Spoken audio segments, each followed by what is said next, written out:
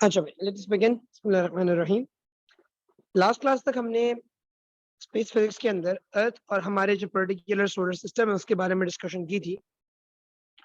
हम अपने आज के लेसन के अंदर बात करेंगे स्टार्स के ऊपर और यूनिवर्स के ऊपर ना, बेसिकली जो हमारा नेक्स्ट हाफ है हमारे स्पेस फिजिक्स का। अगर हम बात करते हैं स्टार्स के पर्सपेक्टिव से, तो मैंने इनिशियली कुछ डेफिनेशंस लिखवाई थी जिसमें मैंने स्टार के बारे में बताया था कि स्टार होता क्या। तो हमने कहा था कि भाई star is particularly a cloud of gas which mainly comprises of hydrogen, और उसके अंदर these hydrogen ions or should I say the hydrogen atoms combine to form helium, जिसमें फ्यूजन रिएक्शन चल रहा है। तो cloud mainly comprising of hydrogen that converts into helium via fusion reaction. ये star अपनी एनर्जी खुद प्रोड्यूस करता है, क्योंकि फ्यूजन रिएक्शन के एंड पे जो अमाउंट ऑफ एनर्जी रिलीज होती है वो बहुत ज्यादा होती है, और सेल्फ सस्टेनिंग है। सेल्फ सस्टेनिंग का मतलब ये है कि इसमें होने वाले फ्यूजन रिएक्शन को कंटिन्यू रखने के लिए इसके रिएक्शन से ही इतनी एनर्जी प्रोड्यूस हो जाती है। एक्सटर्नली कहीं से इसको हीट देने की जरूरत नहीं पड़ती, कि फ्यूजन रिएक्शन के एंड पे जो amount of heat energy produce होती है वो हीट एनर्जी बाकी हाइड्रोजन एटम्स को या बाकी हाइड्रोजन के जो न्यूक्लियाई हैं उनको फ्यूज होकर हीलियम बनने में प्रमोट करती है।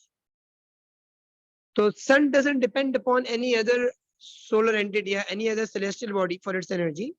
Sun produces its own energy, and it's like all other stars actually produce their own energy. They're not dependent on any other body ना, कि किसी और से एनर्जी मिलेगी तो जो है वो वहां पे मामला चलेगी। Your earth depends, सही है, other planets depend, moon depends, ये सब आपके पास डिपेंड करते हैं आपके स्टार से आने वाली एनर्जी के।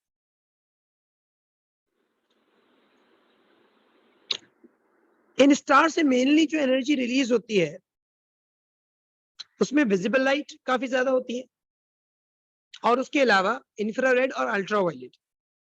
मतलब आपके इलेक्ट्रोमैग्नेटिक स्पेक्ट्रम में अगर देखा जाए तो अल्ट्रावायलेट है, विजिबल लाइट है और इंफ्रारेड है। ये तीन बैंड जो है ये सबसे ज्यादा प्रोड्यूस होते हैं, हाईएस्ट इंटेंसिटीज इन्हीं की होती है।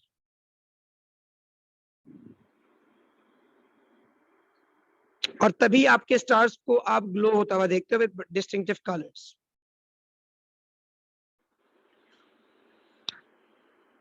हमारा जो स्टार है यानी हमारा जो सिर्फ सन जिसे आप कहते हैं,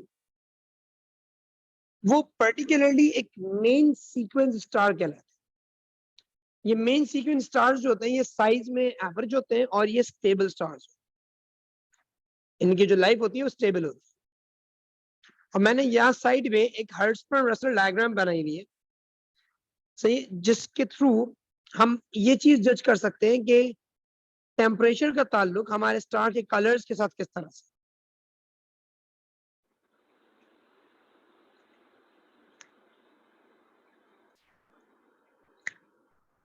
तो आप ये देख सकते हो कि भाई जो लो टेम्परेचर के स्टार्स हैं वो लो भी 2500 केल्विन है।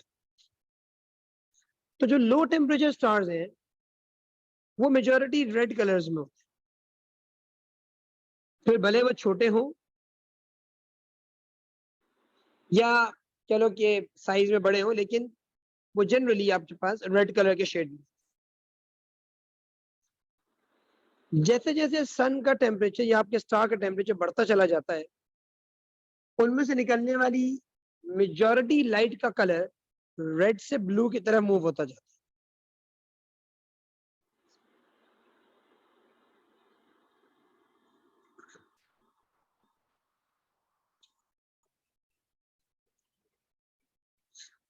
तो हमारा जो सन है उसका सरफेस टेम्परेचर अराउंड 5600 केल्विन होता है,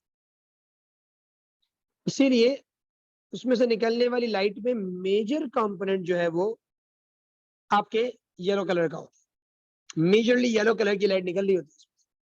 बाकी कलर्स भी होते हैं, ऐसी बात नहीं है, there are other colours as well, लेकिन उसमें मेजर इंटेंसिटी आपके पास येलो की होती है। और बाकी कलर्स भी निकलने की वजह से आपका ये सन जो है वो आपको थोड़ा सा व्हाइट कलर में नजर आता है, क्योंकि आपको पता है जब सारे रंग मिल जाते हैं, when all colours combine they form a white light. लेकिन sun में yellow has a greater intensity. Therefore, what you see, your sun is actually slightly yellower in shade. इसी तरह the higher the temperature gets, the bluer your color gets. तो जो blue वाले stars होते हैं blue colors में या white colors में, they are actually really hot. और जो red और orange shade में होते हैं, they are really, मतलब they are comparatively less hot. Cold तो नहीं कहना चाहिए, they are comparatively less hot. थोड़े ठंडे होते हैं.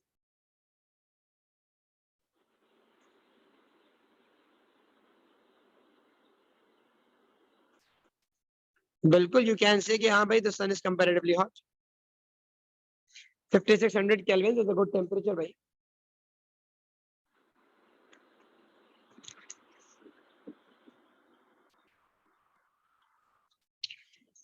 अब स्टार्स का इशू ये है कि इनका जो डिस्टेंस होता है ना हमसे, वो बहुत ज्यादा है. मतलब एक तो हमारा अपना जो पर्टिकुलर स्टार है, जो सन है, एक तो ये है. लेकिन कुछ बाकी जो स्टार्स है ना हमसे, जैसे अल्फा सेंचुरी हमारे पास एक स्टार है, ये सन के बाद जो हमारा क्लोजेस्ट स्टार है, ये वो है. और ये भी 4.31 लाइट ईयर्स अवे है. अब ये लाइट ईयर्स क्या होते हैं? लाइट ईयर्स वो यूनिट है डिस्टेंस का जो आप इंटरस्टेलर डिस्टेंसेस के लिए यूज करते हो. Interstellar means between the stars. क्योंकि इनके दरमियान का जो गैप होता है वो इतना बड़ा, इतना वास्ट है कि आप किलोमीटर्स को प्रेफर नहीं करोगे भाई, इतने मीटर का गैप है. Metres is not a fine unit to state them. तो आप यूनिट यूज करते हो लाइट ईयर्स का, कि अगर लाइट अपनी स्पीड से, जो कि 3.0 एक्सपोनेंट 8 मीटर पर सेकेंड होती है, इस स्पीड से 1 साल तक ट्रैवल करती है. 1 साल तक ट्रैवल करती रहे, तो जितना डिस्टेंस वो ट्रैवल कर लेगी, वो डिस्टेंस 1 लाइट ईयर कहलाएगा. कि अगर लाइट 1 साल तक अपनी स्पीड पे ट्रैवल करती रहे स्ट्रेट, तो जितना डिस्टेंस वो ट्रैवल कर लेगी, वो 1 लाइट ईयर कहलाएगा. और आप इसको फाइंड आउट भी कर सकते हो. Speed equal distance upon time होता है ना, तो डिस्टेंस को लगाओ स्पीड इनटू टाइम. लाइट की स्पीड 3.0 एक्सपोनेंट 8 और टाइम ऑफ 1 ईयर, 1 साल में 365 डेज, 24 आवर्स, 3600 सेकेंड्स. ये आ जाएगा आपके पास distance in metres. 3 exponent 8 multiplied by 365 into 24 into 3600.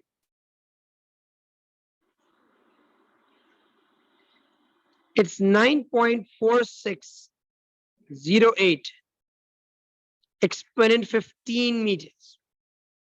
This is equivalent to 1 light year. This is equivalent to 1 light year. 1 साल में light इतना डिस्टेंस ट्रेवल करती है आपके पास.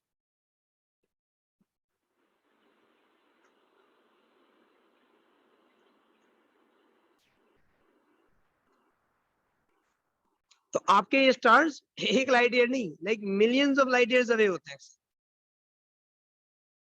जैसे alpha Centauri is 4.31 light years away. मतलब pretty long distances.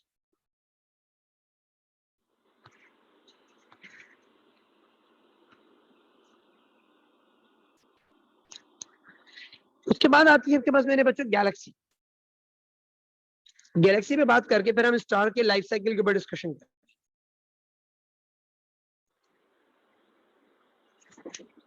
गैलेक्सीज के बारे में देखा जाए तो galaxies basically a collection of stars, planets, asteroids, meteoroids, comets, gases, nebulas, you name it, everything present in them. A cluster of all of them is actually a galaxy.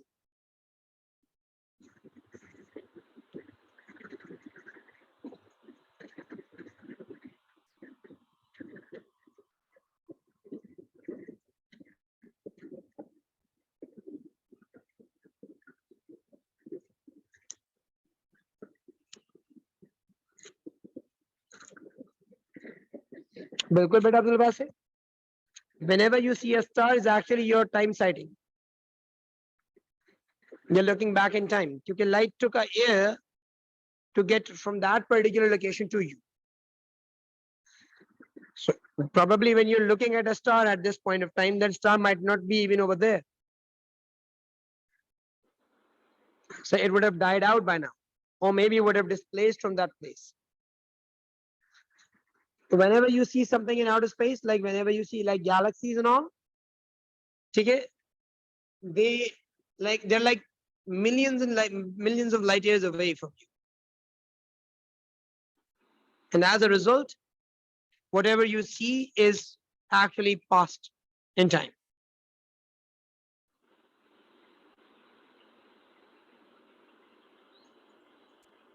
Now these galaxies are generally, they actually end up being rotative. See, वो rotate भी कर रही होती हैं. And they actually move in your universe. They drift. अपनी जगह से move करते हुए जाते हैं. And there are chances in galaxies can like collide with one another. जैसे हमारे नजदीक जो अगली galaxy है, that's like Andromeda galaxy जो है, और there is a chance कि भाई after a few million light years from now, मतलब like few million years from now, your Milky Way galaxy and then Andromeda galaxy might collide with one another.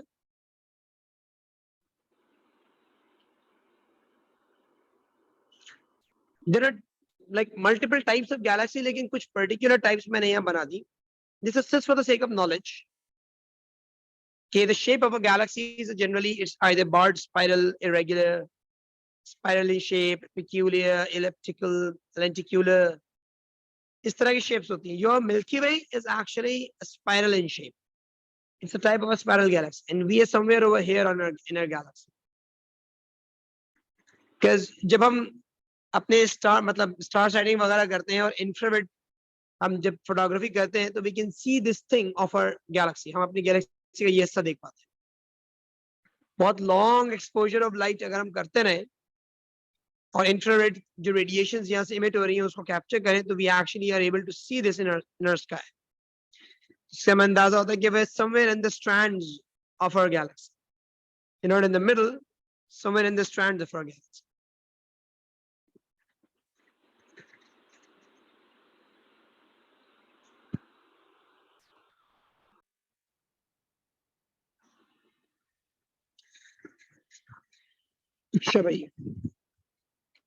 So because of light year, when the astronaut return from space, so they are younger than the people of Earth. Because from them it's not a huge time as for the Earth ones. नहीं मेरे बच्चे, it's not because of the light year वाला factor. Say it's not because of the light year वाला factor.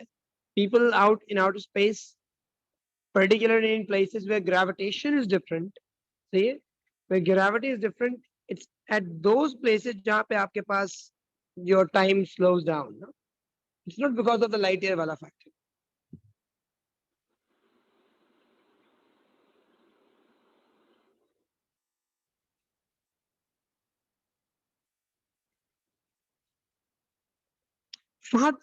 There is a chance for you to actually drift off and like move out of your orbit.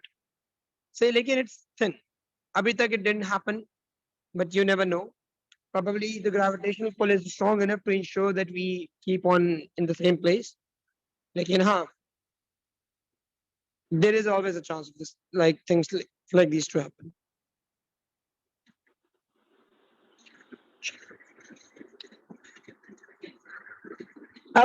My dear friends, we're going to talk about the idea of formation of stars and then the life cycle of a star. See how a star is formed and how a star dies. ये दो बातें हम लोग अभी discuss करेंगे.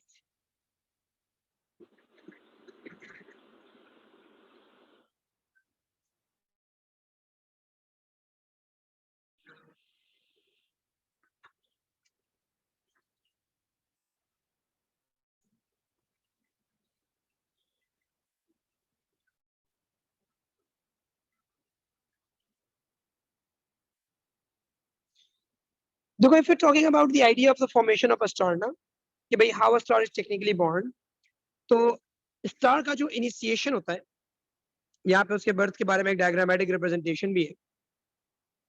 Star के जो formation की इनिशिएशन होती है वो एक cloud of gas and dust के साथ होती है, ठीक, जिसको आप दूसरे अल्फाज में नेब्यूला का नाम भी देते हैं, giant cloud of gas and dust called nebula.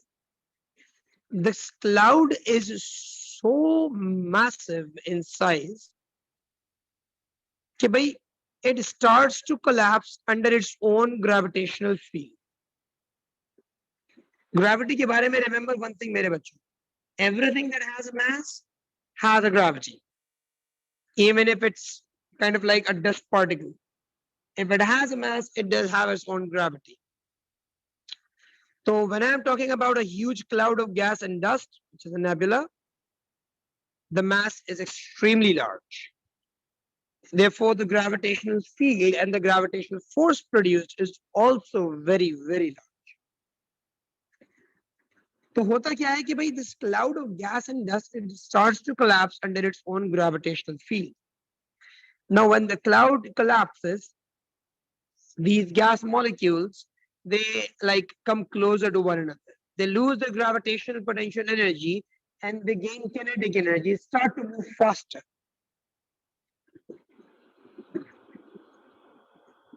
When they start to move faster, they actually collide and the temperature begins to rise.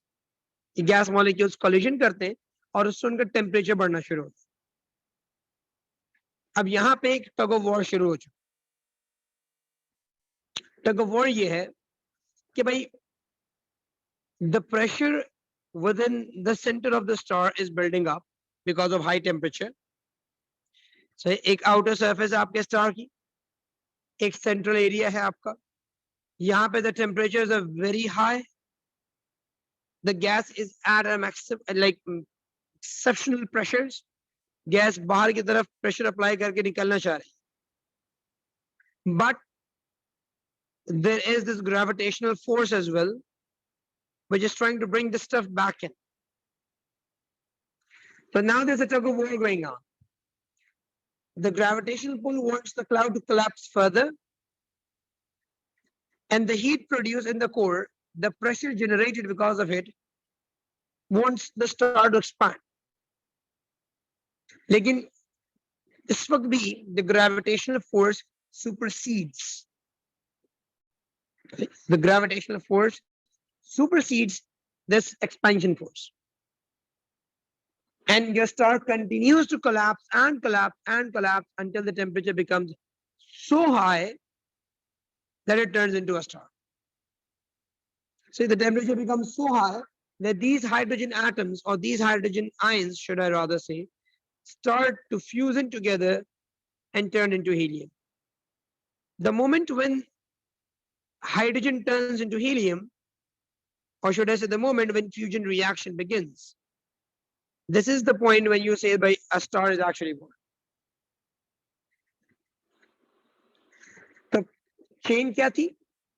A cloud of gas and dust starts to collapse under its own gravitational field. See, the molecules begin to come closer and closer together. Matlab, if the cloud was this big in size, this cloud will collapse and the size will become shorter. See, the cloud collapses under its own gravity. The gravity is pulling the molecules in. The temperature in the center rises. Your molecules are losing potential energy. They're gaining kinetic. They're colliding with more speed. तो वहां पे अंदर pressure build up होता जा रहा है. Temperature rise हो रहा है. Pressure बढ़. The pressure wants to push the star out again, but gravity keeps it pulling in. This continues until the temperature in the center becomes so high, so hot, that these hydrogen atoms, or should I say hydrogen ions, start to fuse into helium. And when this happens, we say by a star is actually born.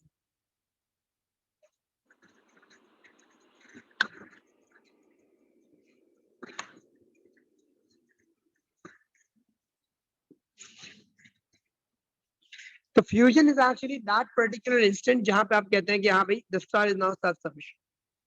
And once the fusion reaction begins, now your star stops collapsing. See, fusion reaction जब start हो जाता है ना,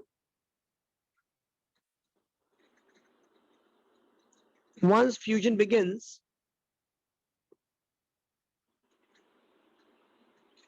star stops collapsing as the heat produced via fusion generates enough pressure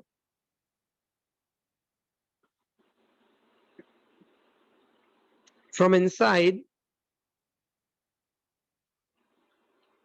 to balance the gravitational force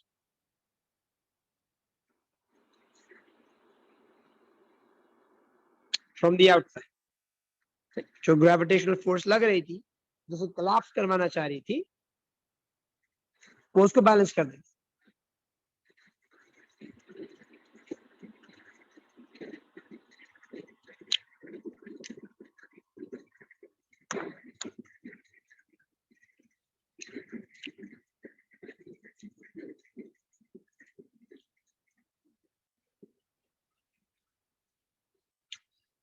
in stars को आप generally बोलते हो main sequence stars, जो एक पर्टिकुलर लाइफ गुजार रहे हैं.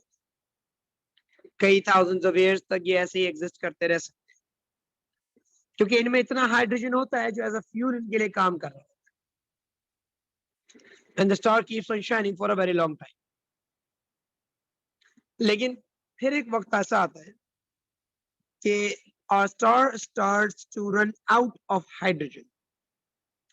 समझ लो यहां से ना डिक्लाइन शुरू है,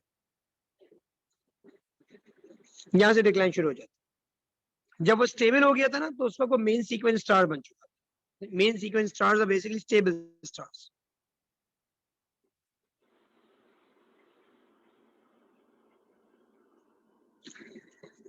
अब when the star starts to run out of its hydrogen fuel, मामलात क्या होते हैं जरा उसको समझते. इसके आगे वाले मामले को समझने के लिए हमें ये देखना जरूरी है कि हमारा स्टार जो है वो किस टाइप का है. उसमें मीडियम मास है, या लो मास वाला स्टार है, या हाई मास वाला स्टार है. लो मास वाले जो स्टार होते हैं, they generally have a mass less than that of your your son.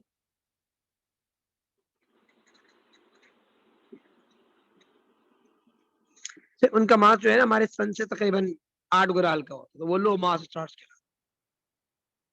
और जो मासेस जिसके आप कह रहे हैं कि जिस सन के मास से 8 टाइम ज्यादा होता है जिनके, उनको हम लार्ज मास या हाई मास स्टार्स कहते हैं. बहुत बड़े होते हैं, बहुत ज्यादा डेंस उनका उनका गैस का क्लाउड होता है. तो वो साइज में तो आपको अप्रोक्सीमेटली एक जैसे दिख सकते हैं, लेकिन उनमें ज्यादा मास इस तरह से होता है कि उनकी डेंसिटी बहुत हैवी होती है. बहुत सारा मास बहुत थोड़ी सी जगह में होता है.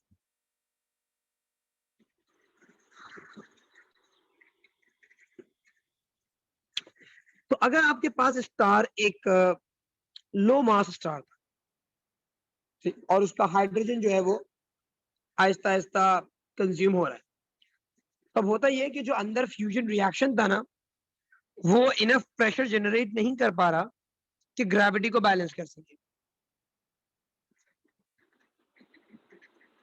सही. तो वो प्रेशर जो था वो इनसफिशिएंट हो गया और ग्रेविटी दोबारा उसके ऊपर कह के काबिज आना शुरू हो गई. The gravity is now like greater than the expansion force, and your star kind of like उसका जो अंदर कोर जो सेंटर है, it now begins to collapse further. इसका अंदर का जो कोर है जहां मेन रिएक्शन चल रहा था आपके फ्यूजन का, वो कोलैप्स करना शुरू हो जाता है, and it gets denser and denser. अब वो और ज्यादा डेंस किस तरह से होता है कि भाई you are running out of hydrogen, the temperature is rising because the core gets more and more dense, temperature rises even further. तो अब आपके जो हाइड्रोजन है, पहले तो वो कंबाइन होकर हीलियम बन रहे थे. अब हीलियम जो है वो डिफरेंट आपके हाइड्रोजन और इनके साथ कंबाइन होके और मजीद हैवियर एलिमेंट्स पे कन्वर्ट होता है।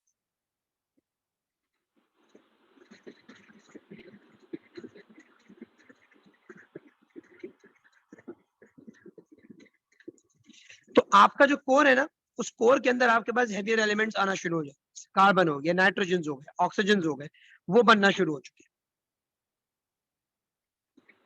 तो आपका जो फ्यूल है वो यूज अप होता चला जाए।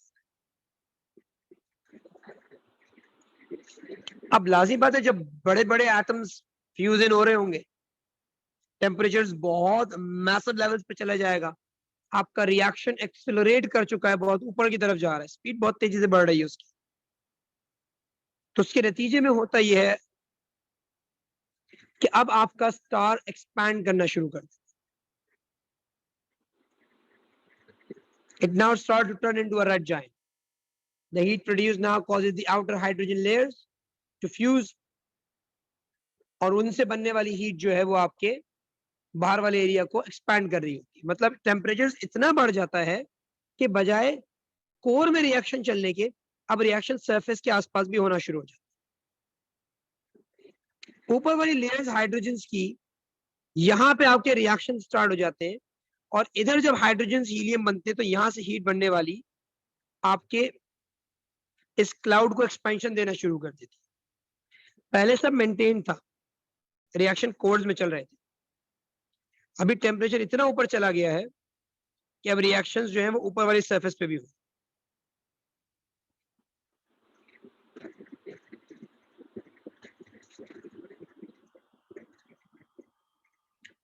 वो एक्सेलरेट इस तरीके से करता है बेटा कि जब आप हाइड्रोजन आपका रन आउट होना शुरू होता है ना, तो कोर के अंदर हाइड्रोजन की कमी होना शुरू हो जाती है। आउटर सरफेस पे तो है आपके पास कुछ हाइड्रोजन, लेकिन कोर के नजदीक हाइड्रोजन रिड्यूस होना शुरू हो जाते हैं, जिससे होता यह है कि हाइड्रोजन की जगह अब हीलियम्स कंबाइन होके, या हाइड्रोजन हीलियम वगैरह ये सब चीजें कंबाइन होके बड़े बड़े एलिमेंट्स बनना शुरू हो जाते हैं। इस दौरान टेम्परेचर बहुत बढ़ जाता है, क्योंकि यहाँ जो हीट प्रोड्यूस होती है वो बहुत ज्यादा होती है। और जब टेम्परेचर बहुत ज्यादा बढ़ता है तो ऊपर वाला जो हाइड्रोजन होता है वो भी रिएक्शन मारना शुरू कर देता है, तो रिएक्शन आपका एक्सेलरेट कर जाता है। जो रिमेनिंग हाइड्रोजन है वो बहुत तेजी से कंज्यूम हो रहा है, कि कोर का भी खत्म हो रहा है, टेम्परेचर इतने हाई हो गए कि कोर का हाइड्रोजन भी रैप अप हो रहा है और सरफेस का हाइड्रोजन भी रैप अप। बट जब सरफेस का हाइड्रोजन रैप अप होना शुरू होता है, वो कंज्यूम होकर हीलियम बनना शुरू होता है, तो एक्सपेंशन बहुत तेजी से होना शुरू होता है, आपका स्टार का साइज बड़ा होना शुरू होता है। वो जो भी मेन सीक्वेंस स्टार था वो एक रेड जायंट की शक्ल तैयार करना शुरू कर। इस रेड जायंट के दरमियान में आपके पास अभी भी एक कोर मौजूद है, जहां पे हेवियर एलिमेंट्स बन रहे हैं। सही, टेम्परेचर बढ़े जा रहा है, हीट प्रोड्यूस हो जा रही है, सरफेस का हाइड्रोजन कंज्यूम हो के हीलियम में कन्वर्ट हो रहा है, और एक्सपेंशन इंक्रीज हो रही है।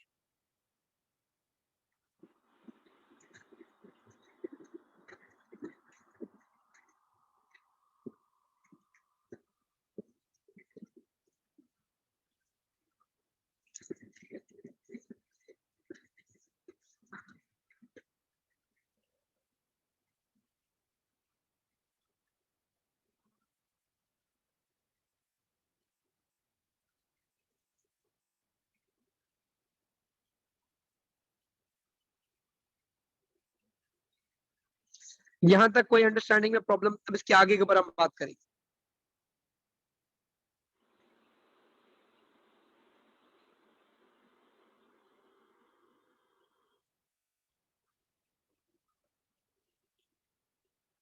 इसके आगे होता ही है कि once your star turns into a red giant, core के अंदर से निकलने वाली हीट वो इतनी ज्यादा होती है कि वो एक्सपेंशन को इस कदर बढ़ा देती है कि आपका जो आउटर लेयर है ऑफ गैस, सही, उसको वो बाहर की तरफ फेंक देती है। यानी समझ लो एक्सप्लोजन की तरह ये सारी गैस बाहर की तरफ बढ़ जाती है। प्रेशर इतना ज्यादा बढ़ जाता है कि स्टार जो है वो अपने पर्टिकुलर गैसेस को कंटेन नहीं कर पाता।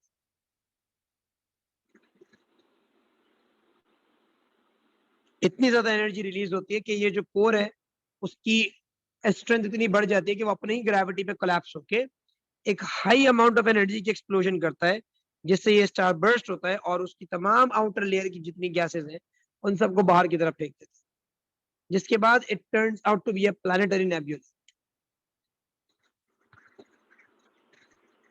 वो वापस एक नेबुला बन जाता है।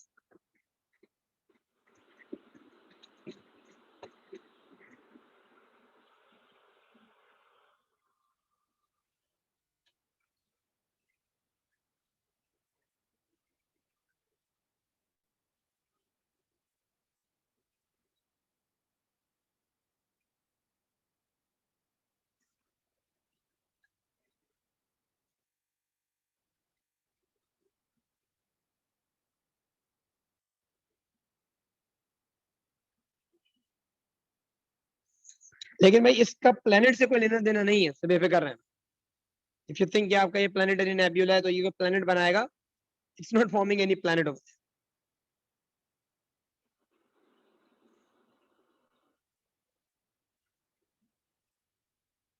मैं समराइज करूंगा इसको।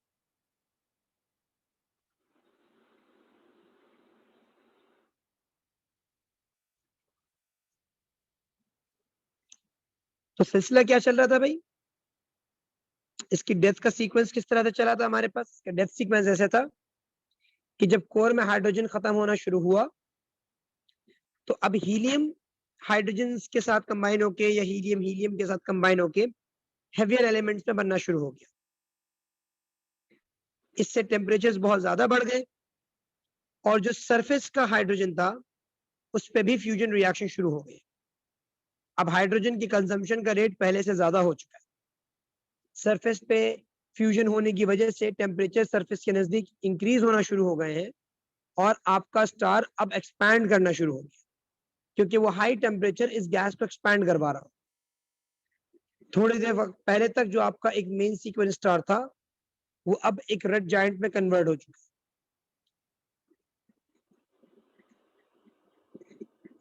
ये रेड जायंट में कन्वर्ट होने की जो वजह है, इसका जो रेड कलर होना है, ये रेड कलर इसलिए हो रहा है क्योंकि एक्सपेंशन का जो फिनोमेना है, ये सरफेस के ऊपर जब गैस एक्सपैंड करती है तो एक्सपेंशन कूलिंग का फिनोमेना भी करती है। अंदर कोर तो बहुत गर्म है, लेकिन ऊपर का जो सरफेस है वो पहले के मुकाबले में थोड़ा ठंडा हो चुका है। क्योंकि जब एक्सपेंशन होती है ना, याद रखना, जब भी कभी गैस एक्सपैंड करेगी तो वो ठंडी हो जाती है, उसका टेम्परेचर ड्रॉप होता है एक्सपेंशन की वजह से। तो जब हाइड्रोजन हीलियम बनने के बाद एक्सपेंशन करते हैं बहुत ज्यादा, तो वो जो हीट एनर्जी बनती है तो वो रिलीज भी हो जाती है आउटर एटमोस्फेयर में, और एक्सपेंशन की वजह से ये गैसेस थोड़ी सी कंपैरेटिवली, ऐसा नहीं कि बिल्कुल यख पड़ जाती है, नहीं, कंपैरेटिवली थोड़ी कूल डाउन हो जाती है, जिससे इसका कलर येलो से शिफ्ट होकर रेड की तरफ चला जाता है। Therefore you call them red giants. Core के अंदर न्यूक्लियर फ्यूजन रिएक्शन जो है वो बढ़े ही जा रहा है, हेवी से हेवी एलिमेंट्स कन्वर्ट होते चले जा रहे हैं। एक पॉइंट ऐसा आता है कि आपका कोर इस कदर डेंस हो जाता है कि जब वो अब कह लो कि कोलैप्स होता है तो एक बहुत हाई अमाउंट ऑफ एनर्जी का एक्सप्लोजन होता है। उस एक्सप्लोजन से उस कोर के अराउंड जितनी गैस थी वो सब बाहर आउटर स्पेस के अंदर कह लो कि रिलीज कर दी जाती है, एक्सपेल कर दी जाती है, और आपके पास थोड़ी बहुत गैस जो है वो सराउंडिंग के अंदर बचती है, जिसको आप नेबुला का नाम देते हैं, और उसके सेंटर में आपके पास जो होता है वो आपका वो कोर होता है।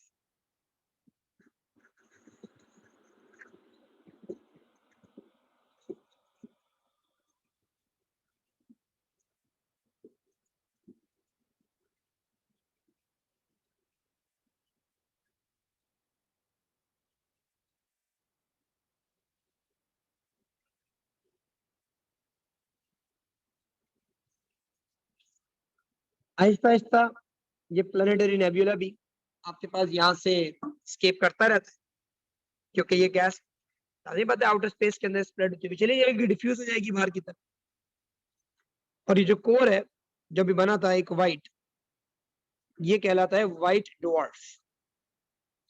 ये व्हाइट ड्वार्फ इसलिए कहा जाता है कि भाई इसका टेम्परेचर अभी बहुत ज्यादा हाई था, क्योंकि उसमें बहुत ज्यादा हाई रेट पे एक फ्यूजन रिएक्शन चल रहे थे, हैवियर एलिमेंट्स फॉर्म हो रहे थे, और जब ये एक्सप्लोजन होता है ना तो ये हैवियर एलिमेंट्स आउटर स्पेस में बिखर जाते हैं, कहते हैं कि भाई इसी तरीके से हमारे पास अर्थ पे या डिफरेंट प्लैनेट्स पे ये एलिमेंट्स आए, they were once created in those stars over there. तो ये नेबुला का जितना गैस उसका क्लाउड था, ये आहिस्ता आहिस्ता आउटर स्पेस में ड्रिफ्ट हो जाता है और रह जाता है एक व्हाइट ड्वार्फ। ये व्हाइट ड्वार्फ आहिस्ता आहिस्ता ठंडा होना शुरू होता है, क्योंकि भाई कितना हैवियर एलिमेंट बनेगा, बहुत हद तक फ्यूजन चलती है ना तो आयरन से ऊपर नहीं जाती। आयरन वो आखिरी एलिमेंट होता है जो फ्यूजन से क्रिएट होता है, आयरन के बाद फ्यूजन खत्म हो जाती है। तो जब आपके हैवियर एलिमेंट्स आयरन तक पहुंचना शुरू होते हैं तो फ्यूजन रिएक्शंस खत्म होना शुरू हो जाते हैं। तो आहिस्ता आहिस्ता वो जो हीट बन रही थी वो हीट रिड्यूस होना शुरू होती है और आपके स्टार का ग्लो एंड होते होते कुछ मिलियंस ऑफ ईयर्स के बाद जाके एक ब्लैक ड्वार्फ में कन्वर्ट हो जाता है।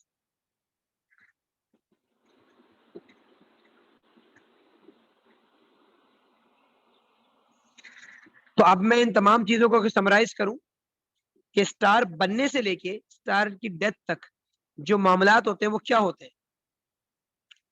तो बनने में सबसे पहले आपके पास you had a nebula which was a cloud of gas mostly of hydrogen। इतना बड़ा होता है ये साइज में कि इसकी ग्रेविटी इसको कंप्रेस कराना शुरू कर देती है, इसके मॉलिक्यूल अपनी ग्रेविटी की वजह से करीब आना शुरू हो जाते हैं। करीब आने की वजह से जब वो अपनी पोटेंशियल एनर्जी लूज करते हैं, उनकी काइनेटिक गेन होती है, वो हाई स्पीड में मूव करते हैं, तो उनकी कोलिजन्स बढ़ जाती हैं जिससे उस गैस का टेम्परेचर बढ़ता है। ये टेम्परेचर बढ़ता चला जाता है क्योंकि गैस कोलैप्स होती चली जाती है। ग्रेविटी इतनी ज्यादा होती है कि टेम्परेचर की वजह से जो एक्सपेंशन की कोशिश है वो नाकाम हो जाती है। Gas is unable to expand and gravity keeps on compressing this gas. एक वक्त ऐसा आता है कि टेम्परेचर्स इतने हाई हो जाते हैं कि इस बार जब ये हाइड्रोजन आयंस आपस में एक दूसरे से कोलाइड करते हैं तो वो हीलियम में कन्वर्ट होना शुरू हो जाता है, एक फ्यूजन रिएक्शन स्टार्ट हो जाता है। और जब फ्यूजन रिएक्शन शुरू होता है तो हम कहते हैं हाँ भाई स्टार प्रोड्यूस हो गया। ये तो फॉर्मेशन वाला मामला।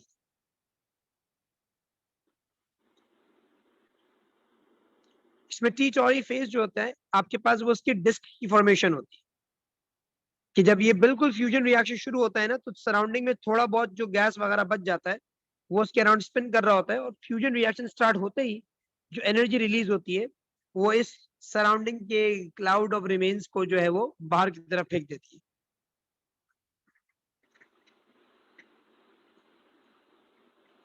और जैसे ही स्टार कोलैप्स करना शुरू करता है वो कन्वर्ट होना शुरू हो जाता है एक प्रोटोस्टार के अंदर। सही, प्रोटोस्टार में वो तब बनता है जब वो कोलैप्स करना स्टार्ट होता है। आहिस्ता आहिस्ता अंदर टेम्परेचर बढ़ रहे होते हैं, तो उस वक्त आप उस नेबुला को बजाय नेबुला कहने के प्रोटोस्टार कहना शुरू।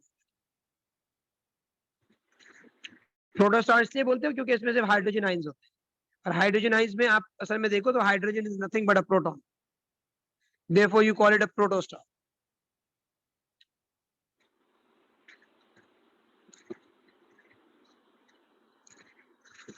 Once the star is born, ये एक मेन सीक्वेंस स्टार की फॉर्म में एग्जिस्ट करता है। या तो ये बहुत हाई लो मास का हो सकता है या हाई मास का हो सकता है। लो मैसिव स्टार्स थोड़े ठंडे होते हैं, ज्यादा मास रखने वाले स्टार्स कंपैरेटिवली थोड़े गर्म होते हैं।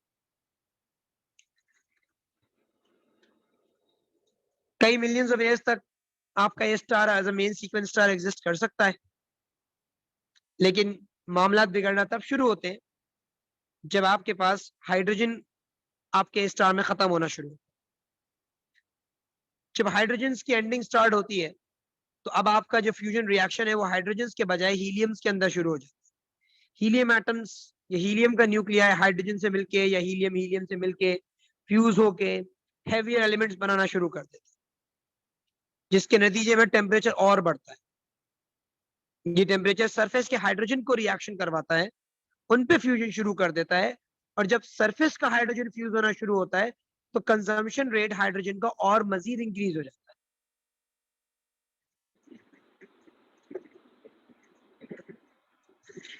नतीजा क्या होता है, आपके सरफेस पे गैसेस का एक्सपेंशन स्टार्ट हो जाता है, स्टार साइज में बड़ा होना शुरू हो जाता है। High temperature of the surface causes the gas on the outer layers to expand. And when the gas expands, it tries to cool down. तो टेम्परेचर ड्रॉप होना शुरू होता है सरफेस का. और वो स्टार जो अभी तक एक येलो कलर में चल रहा था या ब्लू कलर के आसपास था, वो रेड जाइंट्स में कन्वर्ट होना शुरू होता है.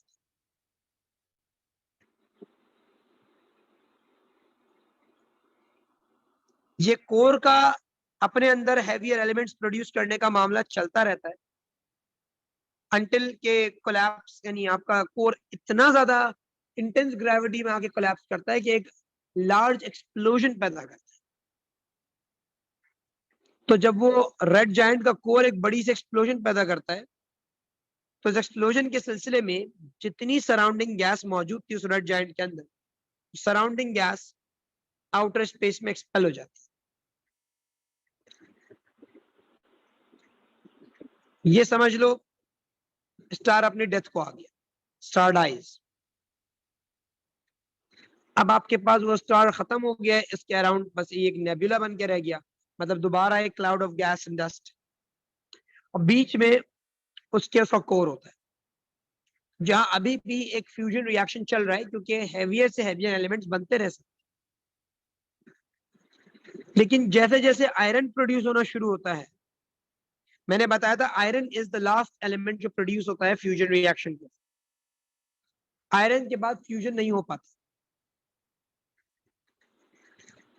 तो जैसे जैसे आयरन बनना शुरू हो जाता है, वैसे वैसे आपके फ्यूजन रिएक्शंस एंड होना शुरू हो जाते हैं आपके स्टार. वो स्टार का हीट प्रोड्यूस करना, उसका डिस्टिंक्टिव व्हाइट कलर इतनी ज्यादा हाई टेम्परेचर की वजह से वो रिड्यूस होता है, और कुछ अरसे के बाद वो स्टार एक ब्लैक ड्वार्फ बन जाता है. जो अभी तक एक व्हाइट ड्वार्फ था, मतलब ये रिमेन्स था, स्टार का एक रिमेन होता है एक व्हाइट ड्वार्फ. ये समझ लो सिर्फ स्टार का एक कोर बाकी रह गया, उसका सरफेस जो है वो आउटर स्पेस में बिखर चुका है. और जब इस कोर में रिएक्शंस खत्म होते हैं तो वो ब्लैक ड्वार्फ बन जाता है. ब्लैक ड्वार्फ्स के अंदर मेजरली आयरन मौजूद होता है, majorly iron.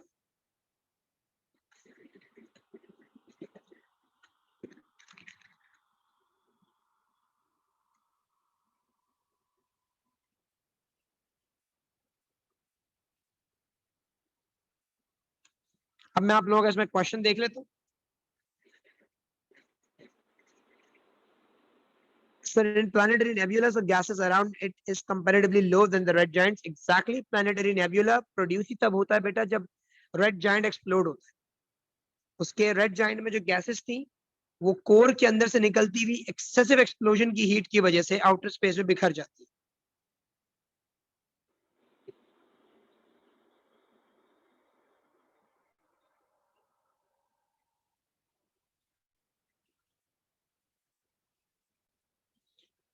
What is a protostar? I hope I explained that. Protostar is actually a star mainly comprising of protons and your hydrogens. अभी वो करीब आ रहे होते हैं और ग्रेविटी की वजह से उनका टेम्परेचर बढ़ता जा रहा होता है. So why hydrogen gas runs out? But whenever you have a cloud of gas, it always have a limited supply of hydrogens. उसमें particular number of molecule atoms होंगे, आयंस हो, आप कह लो कि न्यूक्लियाई होंगे हाइड्रोजन के, जो कि फ्यूज हो के हीलियम बन रहे होंगे और उनकी क्वांटिटी रन आउट हो रही होगी.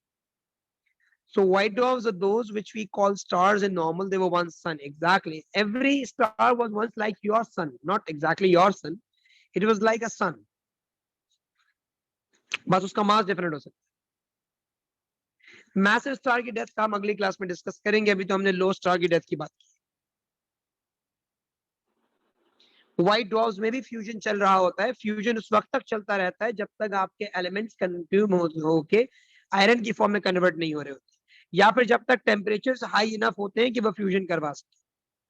लेकिन व्हाइट ड्वार्फ फिर अब ठंडा होना शुरू हो जाता है, क्योंकि उसमें जो हेवियर एलिमेंट्स बन रहे हैं वो मजीद फ्यूज नहीं हो सकते, तो फ्यूजन के रिएक्शन एंड हो रहे होते हैं. तो white dwarf starts to cool down, उसका टेम्परेचर गिरता रहता है, fusion reactions stop happening, and once there is no fusion reaction, it turns from a white dwarf into a black dwarf.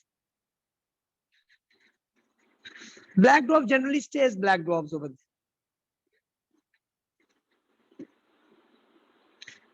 Black hole is something else, वो आपके supernova के and में produce होता है। उसके लिए यू नीड इंटेंस मासेस। आपके जो लो या मीडियम साइज स्टार्स होते हैं उनका इतना मास नहीं होता कि वो आपको एक ब्लैक डॉग बना को एक बिग बैंग वो दे दे, सॉरी ब्लैक होल बना के दे दे।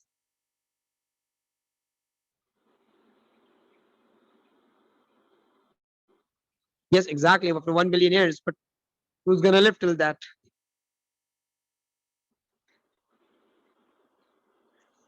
नहीं बेटा, प्लानिटरी नेबुला समझ लो तुम्हारे रेड जायंट का एक एंड का थोड़ा बहुत रिमेन होता है कि जो बड़े बड़े आपके पास गैसेस, जो एक पूरा क्लाउड था गैसेस का, एक्सप्लोजन की वजह से मेजॉरिटी गैस तो आउटर स्पेस में चली गई।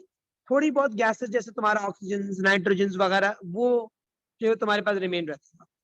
जरूरी नहीं है कि आप अगर वो नेबुला है तो उसके अंदर सिर्फ और सिर्फ हाइड्रोजन ही मौजूद हो। सही, गैसेस और भी आपके पास होती है।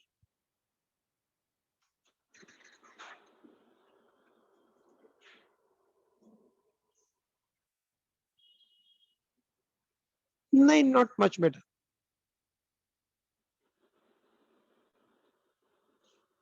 Kind of like no purpose.